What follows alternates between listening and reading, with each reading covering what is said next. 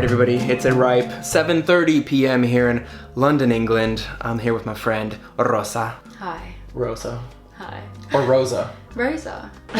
You can say any. You say Rosa, Rosa, Rosa. Just, or you'll Rosa. understand. Oh, anything. You'll How do you say know in it. Portuguese? Rosa. Yeah, Rosa. So Rosa's somebody that I met in Paris through my friend Jen, who I met from this channel. So I moved to Paris to live there for a year as part of my studies to work in fashion. I studied modern languages and literature, but I wanted to work in fashion, and I was giving it a Google, like living in Paris as a foreigner, as an English-speaking person, and I stumbled across Jen's channel, and then Jen introduced me to lovely Damon here. And then I just got wine on your floor, so how do I fix this? Absolutely fine, it's not carpet. Okay, wait, so I met Rosa in Paris through Jen. We were all just having red wine, and I specifically remember the way you were sitting. Really? I was so intrigued by it. Because you were wearing this dress, I think. Red, yeah, I was wearing a red dress. And it looked fire. Oh, thank and then you, just babe. the way you were sitting, like your posture. I've never seen posture in real life like that. Well, I did ballet for 10 years and I did salsa for 2 years. Okay, so you were in Paris working. I was working. Where? Fashion. Where? He's like, name drop. Where? Name drop, bitch. I worked at Vogue Paris for 6 months and then I worked at another fashion magazine. I just love Paris so much and I really do want to work in fashion after, like Damon. Lots of But I fell in love, and I fell in love with a person, a real person, and with Paris. Sounds familiar, huh? Sounds familiar, doesn't it? What is that? Yeah, right? Isn't it? Like, I don't know who else lived that kind of story. Since we've both dated French guys, you're presently dating a French guy, Yeah. not past. Presently, not past. You're gonna be like, what? I want to talk about dating cross-culturally, dating long distance, because you're mainly here in England. Yes, I am long distance now. Wait, did you ever do States versus France? Yes, 6 years of it. We'll get to that. We'll get to bloody hell. I was in LA, he was in Paris, 9 hours. Bloody hell. A bloody yeah, mine's a 2-hour hell. train. Bloody hell. Let me fix this autofocus. That's the intro. Yeah, why is it doing I that? don't know. I don't want it to be completely out of focus, but I want to talk about identity, because you were born and raised here, right? I was born and raised in London, and then my heritage is Chilena, so Chilean, Italian, and English. And I was brought up by my parents and my grandparents, my mother's parents, who are Chilean and Italian here in the UK. But even with all of that, you still would say that you feel more Chilena. Chilena. Absolutely. We ate more Chilena food. My grandmother's presence was really strong. If we had like relatives visiting, it was always the Chilenas. Ah, so you don't really even feel English. I've never felt English, and Paris was the first place for me where I felt I fit in, because even in London, people would mark me as an outsider. They'd be like, they would give me, give me labels because I'm curvy and I have big hair and I'm Latina. I'm like, bro, I'm from Acton. When I was dated white guys, not dated or just like seeing white guys, they always be like, can you call me papi? What? I'm from London. Like, I'm not gonna be like, oi, papi. Yeah, like, what? Dude. Weird, but it's just like people have these, I don't know, fetishisms and stereotypes. One guy I used to date said to me, oh, your mum's Latino, all your family must be cleaners then. I was like, yeah, they are. But that's not the point. Like, they You're are, like, yeah. well, yeah, they and are, we got good but hygiene, that's so. weird. That are really complicated. I'm a light-skinned girl, so I can't even imagine like the things that my black girlfriends and my like native girlfriends go through. Do you feel when you're outside of where your family is that you feel like that side of you is missing? I'm from Indiana. Yeah. From a trailer park in Indiana. Sunday dinners with meat and potatoes and green beans, and like we watch NASCAR. But like I never felt like that was me. When I'm outside of Indiana, I don't feel like that part of me's like I don't miss it. And I don't mean to like give you privilege, but because speaking about privilege is a very sensitive topic, but I think the privilege of being an all-American person is that everybody in the world, or at least most communities and most cultures, are so aware of your culture. We all grow up watching Friends and Fresh Prince and How I Met Your Mother. We know what foods you guys eat. We know your slang.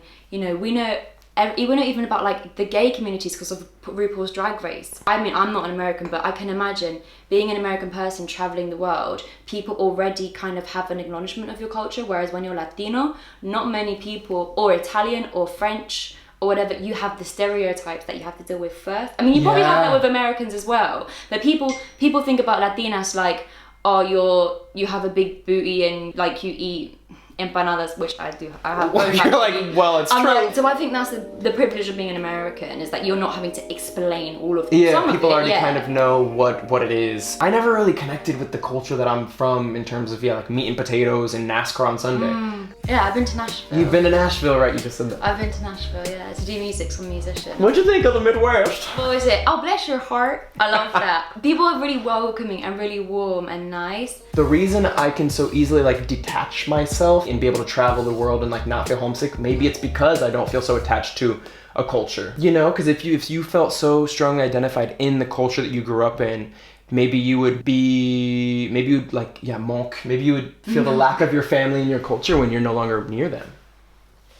You know? Yeah. You've been doing this so long now, so maybe that's why you are just so like happy to jump from place to place. I always felt like it would be harder. I don't know if it's harder or easier when you're from a bigger, smaller family to like kind of leave where you're from and go explore the world. Because I have a huge ass family in Indiana, like very fertile. I think I said this in the last video, yes, like same. we are very fertile. Trust me. I feel like every week is somebody's birthday and the whole family gets together and it's really cool. And so it's almost like when I'm traveling the world and doing my thing in LA or Paris, no one really knows that no one really feels the lack of me because there's so many other characters in the family. That's such a good point, actually. So maybe that is also a reason why I can so easily like, later, I'll be in Paris. You don't have the guilt either. If you're from a small family and you have to be like, look, I'm gonna go. Yeah. Like, maybe your mom and dad would be like, but please stay with me. Yeah, true. And that would be harder. I wrote this down months ago. Yeah. And I even put it in a video and then I deleted the clip. Okay. Because I sounded too drunk.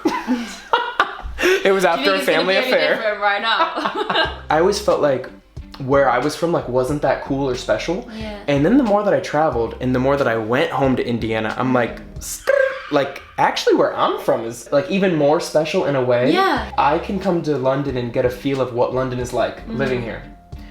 But you're never gonna go to like New Haven, Indiana. Yeah, actually, no, yeah, fair So enough. it's kind of like no one's really gonna go out of their way to go to New Haven, Indiana and like experience what a life is there. But me growing up in that culture, that city, like I got to experience what that's like. And now I can move on to what I actually want to be. Dating French men. He spoke French in front of my boy. This is such a French thing to do. This is what we're talking about. Please, yes. This is such a French thing to do. He spoke French in front of my Parisian boyfriend. Later on that day, it's our anniversary, our 1 year anniversary. I'm not even joking. Because my boyfriend was at work all day, so we had a lovely day out. He met Damon, blah, blah, blah. He goes to me later, Damon speaks like really good French. It's much better than yours. That's what they do. No. They do that kind of stuff. Yo, I'm fine with that, but really? And like, not today, like keep on low. Yeah, on our anniversary, 1 year, like. Yeah, oh my god, I have so much to say about that. Like, it's he says stuff sometimes, it's so blunt, I'm like. Dated a French guy for 6 years. Okay. He would piss me off. In fact, when I wrote notes for this video, I put what pissed me off, and I have like a whole paragraph. He had a title in bold, all capital. What pissed me off. Things that pissed me off. That was one of them. How, like, freaking honest they are. Yeah. Like, a little too honest sometimes. Like, I would show up sometimes to see my ex, and he'd be like, ton pantalon, j'aime pas. I'd be like, I didn't ask if you liked my pants, but thanks, now I don't feel as hot. And I would cook us some food sometimes, and he'd be like, ouais, c'est bon, mais c'est un peu trop salé. And I'd be like, oh my god, don't get me started. I'm trying to be nice here. Literally. Not mean to gas myself, but I'm an alright cook. Like, I've cooked things for my boyfriend before, and he's like, it's a bit dry. And I'm like, you're a bit dry. Yeah. That when they say stuff that's good about you, you know that it's legit. Yeah. You know it's a fact. Like when he says, oh, you look amazing, I'm like, I must. They say they love you, they mean they love you. It's just like when they say your food is dry, maybe it was a bit dry. The I love you thing, I had never questioned this until I dated that dude. I'll drop his name once. I just know the minute I drop this guy's name, people They're are gonna be on Insta. They're gonna be on my Facebook, they're gonna be on my Instagram, they're gonna be looking up this guy's name. In English, we say the same sentence, I love you, to our parents, to our friends, to our lovers. No, in Spanish. I'm talking about English. Okay, sorry. I'm still on English. It's like, why am I saying I love you to my parents, whom I love in a different way, but like I'll say I love you when I'm still like doing the with some dude. Like, that feels like I should be saying two different words here. Yeah, God, I never thought about that. Then in Greek, they have 7 words for love. Well, they should. They should. They have like sibling love, friendly love, parental love, romantic love. As somebody who studies languages, I also studied language in college. And apparently much better than I do. Do you think that the language you speak helps frame the way you see the world? Like if a Greek person has 7 words for love, maybe it's because they feel love on a deeper level than someone who speaks English. who says I love you the same word to so many different people? I think so. I think so too. Affects your mannerisms probably and your reactions more rather than just your view of the world. Because like in Italian, for example, you have issimo and issima. So, you know, you've probably heard the classic bellissima. You can be bella, which is beautiful, and then bellissima. Issima is like a superlative. It's like the most beautiful thing ever. The Italians use that very frequently. And you see it in everything they do. You know, if you speak to an Italian, even in English or whatever other language is their second language, and they go for like a pizza, they are so freaking enthusiastic. Like, I ordered a pizza. Oh my god, it was amazing. Bellissima. It was amazing. Whereas like British and French people were like, yeah, I had this great pizza the other day. Their fashion, the extravaganza, you know, the extravagantness of everything. Even the women's bodies, you know, like they're happier being a little bit larger, and everything's very sensual. Everything is issima. That whole theory or hypothesis, I think it's called the Sapir-Whorf hypothesis, and I didn't learn any of this, y'all, in college. Didn't learn one thing about this in college. It's just me outside of college being like, I wonder if language frames thought. Like me as an English speaker, maybe I see the world differently speaking English, looking at our grammar and the way that we frame our sentences compared to somebody who speaks Greek who frames their sentences differently. Or like in Russian where like word order doesn't really matter, or German where the verb comes at the end of a sentence, so maybe it fosters like a more thoughtful or like a more thoughtful society. Because like in German you would say the whole sentence and the verb comes at the end. You have to listen to people to see what they're gonna say. Yeah, it's a very polite, very organised culture. It's organised. Like very you organised. actually have to listen to people. Yeah. Because I could be like, this is the wine that I love or hate. Like every sentence in German, the verb comes It's again. like a Not climax everyone, for the but sentence, you're like waiting for the action. I would say that a lot of the world famous entertainers are English speakers. Yeah. And I think that maybe part of that comes from the fact that English is an emphatic language, which means that emphasis in the English language is super important. When you speak English, every word has an emphasis on a syllable. So you would say calendar, you wouldn't say calendar, which is why sometimes we find it cute when foreigners learn English and they put the wrong emphasis on the wrong syllable. You'd be like, can I have the calendar? You'd be like, oh, it's calendar, but here's the calendar. So I think maybe the reason, like French people, for example, to point one culture out, maybe the reason they think that English speakers are so like extra and animated is because we are. Because our language is everything. Tone and the where you put the syllable is important in our language, but in French it's not. Because in French it's all there isn't emphasis on a syllable. In English, we use emphasis on syllables to like get our meaning across or to be funny. We'd be like, oh, okay. Yeah. But in French, you would never be like, ah, d'accord. People would be like, why are you doing that? Yeah. It's not what you said, it's the way you said it. And I think it's true though. That's it's so true. And I've had that. I've said to him sometimes, you can't talk to me in that tone. And I think because French is his maternal language, he's like, what are you talking about? Because they have the same tone for everything there. Whereas in English, we have, you know, the way you say something is the delivery. That is what delivers the meaning. It's not necessarily the vocabulary itself. Absolutely. So yeah, that's the tension actually with cross-cultural relationships, like Anglophone to foreign relationships. And speaking of that, his vocab was so much more developed than anyone I'd ever met. In French or in English? In French. Because I think in French, just in general, you're using more like high-level vocabulary. I don't know if it's because he was just smart. I don't know if, like, most of my French friends do have quite a high register of language. But I think that's because of the education system and the way that the country treats culture. And that was the thing that personally I was so charmed by when I went there. I remember I was in a supermarket and they had like little TVs. In England, if you have TVs in the supermarket, it's just adverts. But there they had like film reviews. Do you know what I mean? I love that. You can just be like queuing to pay for your groceries and be like, oh, that film looks rather good. I might go and see that on Saturday evening with my mother. I also read this article that said people in hotter climates tend to be less, not educated, but less interested in like intellectual thinking. Ooh, that's interesting. Because like it's so beautiful out. Let me go surfing. Like why not? Whereas people in colder climates, like you don't want to be outside, so you go inside. You're at your fireplace. You're drinking tea, and you want to read a book. Yeah. And I'm like, wait, that's kind of true. Even if you were to compare stereotypically New Yorkers to LA, people in New York think people in LA are dumb. Yeah. People in LA are like, I don't care what you think, I'm at the beach. My mum said something funny like that. She says that she thinks the reason why the Brits have the best songwriters, you know, Bowie, Mick Jagger, the Beatles, list goes on, the Smiths, list goes on, is because it rains all the time. And before the internet, you had nothing to do, so you'd have to sit inside and be melancholy and think about your life and write things down, which I thought was a funny analysis. Maybe that's why I feel more creative in Paris than I do in LA. When I'm in LA, I'm like not inspired, but I think it's also because like I am American. Like I'm not observing my culture, just like here. Yo, we were here and I asked Rosa like, wait, so when you plug your electronics in, do you have to turn that button on or off? I'll show you. There's a switch. Oops. On the plugs here, they have an on and off switch, and I never know if you're supposed to connect it while it's on or connect it while it's off and then turn it on. Anyways, I don't have these observations in the States. It is the little things though that make you feel more alive, the little observations. Long distance love. Yeah. Okay, so we've done long distance. Not you and me. No, we haven't. We've done long distance. No. Let me know how it's been, because you live in England and he lives in France. Yes. So how's that been going for you? It's been recent. I left Paris for good to move back here for my studies. I would have stayed there, by the way.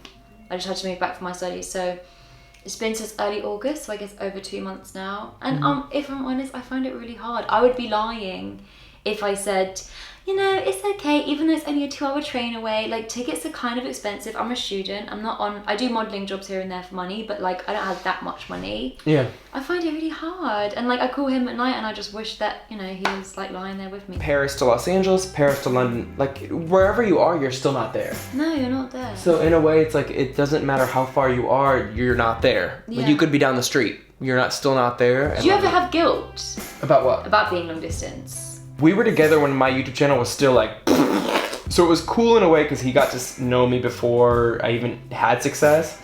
So even now he's like, you ain't shit, I don't care. I always felt guilty because I knew that I was choosing career over love, and I felt bad because he was choosing love over career. But also coming from the States and coming from France, in France, everyone's choosing love over career. In the States, everyone's choosing career over love. I am myself very career focused. Yeah. But I always have him in my mind, always. Because in my thought, like, I just feel like I'm very, I don't know if it's cynical or realist, but I'm like, look, if we don't work out in 5 years, I don't want to regret the last 5 years of not making moves in my career. The reason I'm with the man I'm with now is because I know I can make all the same decisions that I could make when I was single, when it comes to career, when it comes to studying, when it comes to where I want to live, etc. And he will still be there, and I will still love him, and he will still love me. I always felt like I needed to learn French as perfectly as possible so that I could finally see who my boyfriend at the time was, because I felt like the way, I mean, he spoke English, yeah, but like when you speak a foreign language, you're not your full self. Like, you're saying things translated. Yes. You're not saying how you would say it. He's just as British as I am, because I'm half British and he's half British. I've just grown up here and he hasn't. But I watched a documentary once about this guy that learned like so many languages, and he said they said, why do you like learning languages? Why? And he said, when I speak to someone in their maternal language, I speak to their heart, and when I speak to them in English, I speak to their head. Their brain, they're translating it. Yeah, and I think that's lovely. I always found that when we got in an argument, I would go to English, he would go to French. Because we were speaking from our heart. I'm like, no, bitch, listen up! Yeah, I've gone to Spanish sometimes. Then he really has no idea what I'm talking about. We had both talked about how like it was such a low blow if you were to correct the other one's English or French during an argument. Oh, you can't do that. That's a no-no. I would never. Okay, so this one time, my boyfriend, this is like in our early days dating, so he's always been good at English, but I do feel like he's gotten better in the last year because he speaks with me in English. Oh, isn't that the cutest thing? Which is nice. But like in the early stages, he was showing me like photos of, because he was going to get his hair cut. You know when you have like reference photos, and we all do. So he showed me photos and I'm like, oh, like kind of like a quiff. And he goes, what? Oh, he thought you said. And so I'm like, yeah, like a quiff. And he's like, baby, a quiff is a vagina fart. Oh, that's the thing. Like, you don't have that if you're not dating somebody who speaks your language. Do you know what fucks me about that? Do you know what confused me about this? Why do you know what a queef is and not a quiff? A quiff. Where are you learning your vocabulary? Yeah, like, where'd you learn that word, by the way? Died. I was literally in tears, crying, like with laughter. I was watching Rosa's Instagram story one day, and she had posted something on how 90% of her clothes were secondhand, thrifted, or something like that. Yeah, vintage or secondhand or from sustainable brands, yeah. And I was like, wait, I'm almost there. Like, I was probably 75% And I loved it. Like, even your Instagram story inspired me to be like, I want to do this. So tell me more. That was my goal with doing it. I mean, I'm lucky, I'm from London. There are a lot of great charity stores, thrift There's stores, so many vintage here. stores. Same with Paris. Maybe if you're from the States or if you're from a rural area in like Italy or Spain, it's a little trickier. I mean, to be fair, I went to a Goodwill in Nashville and it was amazing. You do have to dig though. You have to spend like a couple hours digging. I love that when you go secondhand shopping, most of it's pretty unique. It's like one of a kind. So you never, especially living in a big city, to me, there's always that like worry that you'll be on the subway and somebody will be like wearing the same thing as you. If you're in a small town in your car, you don't have to worry about it. But in big cities, like if you have the same Zara coat as everybody, it's like, yeah. What would you say to people who don't think they can like look this good without money? Without money. Without money? It's like cheaper. Wouldn't you say that going secondhand is so much cheaper? Much cheaper. No. But it isn't cheaper than Primark. It's not cheaper than H&M. Like it's still, I mean, it can be. It 100% can be. My response though to the it's more expensive, and this may sound a little bit harsh, is have less then. I know it's hard to say that in a time where we're so used to having as much as we want and everything that we want, just have less clothes. Obviously treat yourself once in a while, but you don't need to be buying an item, 4 items of clothing a week. You can buy 4 items of clothing a month. You know what I mean? Yeah. Quality, not quantity. You know what I mean? I love that. You know what I mean? I just like